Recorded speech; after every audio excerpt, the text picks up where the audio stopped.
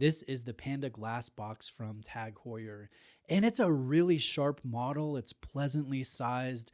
The details are excellent. I like this Panda color configuration. I really like this on the bracelet. And I think this watch is a good example of a reason why Tag Heuer is experiencing a revival or a renaissance of sorts amongst enthusiastic watch collectors. I think this is a strong release, and in this video, I'm going to talk about the good, talk about the not so good, and then compare this to other watches in its price segment so we can see how this stacks up to the competition. Thank you to Saltzman's Watches in Rhode Island for lending in this Tag Heuer glass box for a review. Saltzman's is a family-owned AD for Tag Heuer and several other brands. So if you're shopping Tag Heuer or any of the brands really that Saltzman's carries, I recommend them, and I have a discount code for the store that I've linked in the description below. Now, let's talk about the things that are so good about this glass box. I think the first thing that Tag Heuer does exceptional is capturing that vintage, sporty feel of Carrera chronographs from the 1960s. But Tag Heuer does this without making the watch feel like it's a one-to-one reissue. This does have elements of retro Carreras, but it also has aspects of contemporary pieces that helps this feel at home in the modern era. Now, I really like the convex nature of this sapphire crystal. That's really where the watch gets its name from, the glass box. This is supposed to remind you of a vintage plexiglass crystal. You'll notice the conical shaped tachymeter indexing and how that is broken up by a concave shaped chapter ring that also has some index work on it. I think Tag Heuer has worked very well with the curvaceous form, but they've also married the circular to the linear. So the case has angular polished lugs, highly reminiscent of several vintage Heuer Carrera cases. This also has rectangular applied markers, linear pencil hands, and even that crisp sunray pattern. It subtly suggests the linear form here on the face of the watch. So I really like the design. I think this is well proportioned. I also like Tag Heuer's choice of retro racing inspired fonts. And then that tactful use of red as an accent color. I think it's easy to overdo it with red, but Tag Heuer has not done that here. Red is found on those needle subdial hands. It's also found on the tip of the chronograph seconds, and then it's also found on the longer minute hashes. Note the vintage Swiss designation that's right above the 6, as opposed to Swiss made below the 6. I honestly think this is kind of quirky with its placement, but it also matches the above logo placement of Carrera up at the top portion of the dial. Now, the movement inside the case is called the TH20-00, and it's very similar to a Heuer O2. It's based off of the Heuer O2 in-house movement. It has a visible column wheel. It has Kif shock absorption. It has 33 different jewels and a very respectable 80 hours of power reserve. The movement beats at 4 Hz or 28,800 times every hour. But the big item of note with this movement is now this automatic skeletonized rotor is bidirectional winding. The Heuer 02 was unidirectionally winding, and that led to loud rotor wobble. And this one is nice and quiet. It's more refined feeling. It's exactly what you want to see from a luxury price chronograph.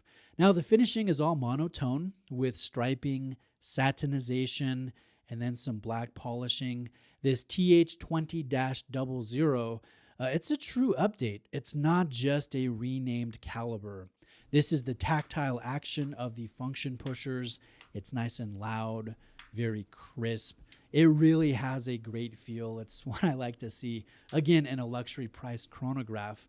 This is the lume shot, and admittedly, the lume is not strong. It's not a strong aspect of this chronograph, but I think that's to be expected with the focus on retro styling. And yes, this is a sports watch, but it's not overly tooly like a diving chronograph can sometimes feel, even if those have more powerful lume.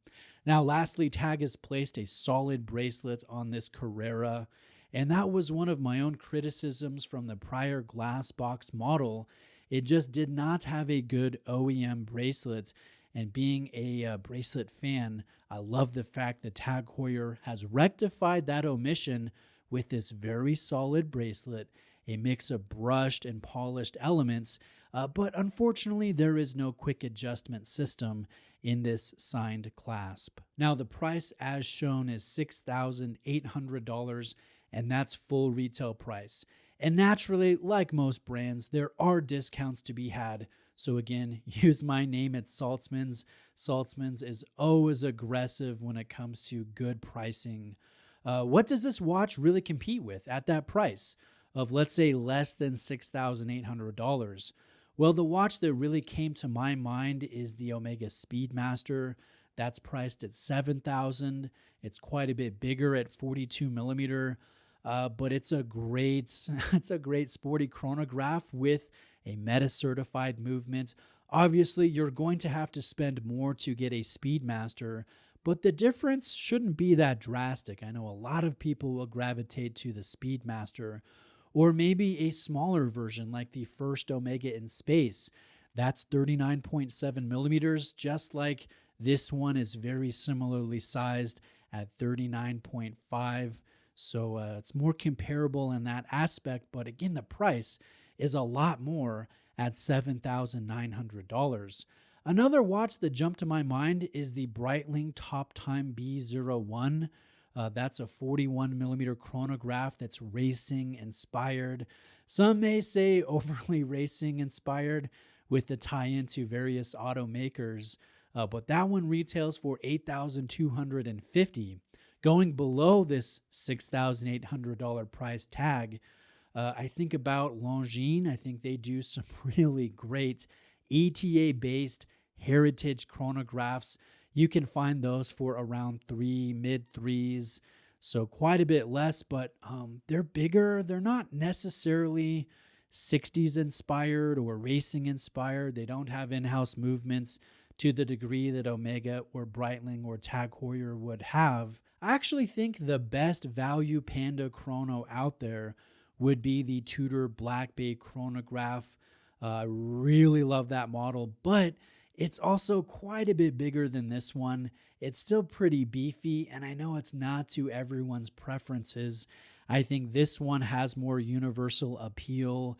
This is more of a strap monster than any of those other mentioned chronographs outside maybe the Moonwatch. There really just isn't anything that jumps to my mind that is similar to the Glassbox, that is retro inspired, that has racing heritage, that has high quality and an in-house movement that's sub 40 millimeter in size.